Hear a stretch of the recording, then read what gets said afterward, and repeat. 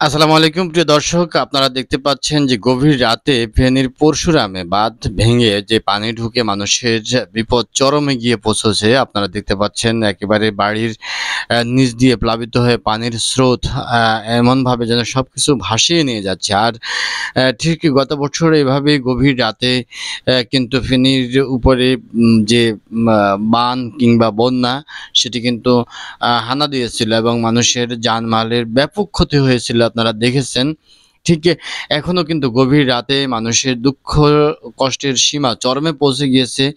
এখানে বিদ্যুৎ সরবরাহ বন্ধ আছে। আপনাদেরকে টর্চ দিয়ে দেখানোর চেষ্টা করা হচ্ছে আসলে এখানকার যে পরিস্থিতি সেটি কিন্তু ভয়াবহ রূপ লাভ করেছে। কারণ এই গভীর রাতে মানুষ ভাবতে পারেনি যে সন্ধ্যার দিক থেকে পানি হচ্ছিল এবং যে মৌসুমী বায়ুর প্রভাবে বৃষ্টি সেটাও কিন্তু আ হয়তো স্বাভাবিকের চাইতে একটু বেশি ছিল। কিন্তু সেটা যে এত বিপদ কিংবা এত চরম সীমা অতিক্রম করবে সেটা কিন্তু কেউই ভাবতে পারেনি। আপনারা দেখতে পাচ্ছেন যে বিদ্যুৎ সরবরাহ বন্ধ থাকার কারণে কিন্তু মানুষের বিপদ মানে সেটা যেন মরার উপরে খাড়ার গা হয়ে দাঁড়িয়েছে। দেখতে পাচ্ছেন টর্চ দিয়ে আপনাদেরকে দেখানোর চেষ্টা করা হচ্ছে।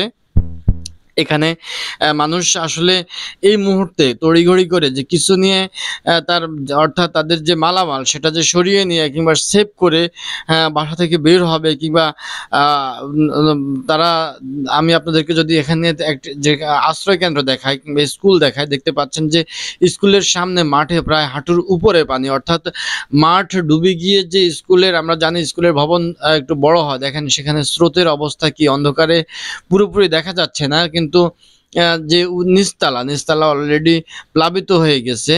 এমত অবস্থায় মানুষের আসলে করণীয় কি আপনারা বুঝতে পারতেছেন যে আলো নেই, পানিতে চারদিক থই, থই করতেছে। মাঠঘাট কোথাও গলা পানি, কোথাও মাজা পানি অলরেডি হয়ে গেছে। এই অবস্থায় আসলে কারোরই তেমন কিছু করার নেই। আপনারা দেখতে পাচ্ছেন, আপনাদেরকে দেখানোর চেষ্টা করা হচ্ছে আসলে ফেনীর পরশুরামের বর্তমান অবস্থা অত্যন্ত ভয়াবহ রূপ লাভ করেছে এই মুহূর্তে।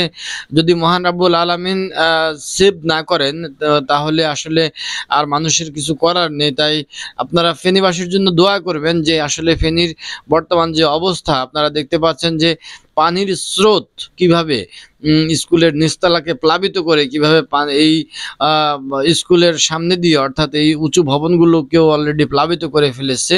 এমত অবস্থায় আসলে মানুষের দুঃখ কষ্ট কোথায় গিয়ে পৌঁছেছে সেটা কিন্তু আপনারা বুঝতে পারছেন। সুতরাং ফেনীবাসীর জন্য এখন একটাই আপনাদের সকলের কাছে দোয়া করা ছাড়া আসলে কিছু করার নেই। কারণ এমত অবস্থায় গভীর রাতে আর কি করার থাকে আর বলতেই বুঝতেই পারতেছেন। আসলে বলার কোনো ভাষা নেই। এখানে এখনো কিন্তু বৃষ্টি হচ্ছে। আর পানি কিন্তু তার যে গতি সেটি কিন্তু বৃদ্ধি করে নিয়েই কিন্তু পানি প্রবেশ করতেছে। সুতরাং যে যেভাবে পারতেছে আশ্রয় কেন্দ্র কিংবা উঁচু জায়গার দিকে ছোটার চেষ্টা করতেছে। কারণ এখন আর বাড়িঘরের দিকে তাকালে হবে না। সুতরাং সবাই দোয়া চাচ্ছি। ভালো থাকবেন।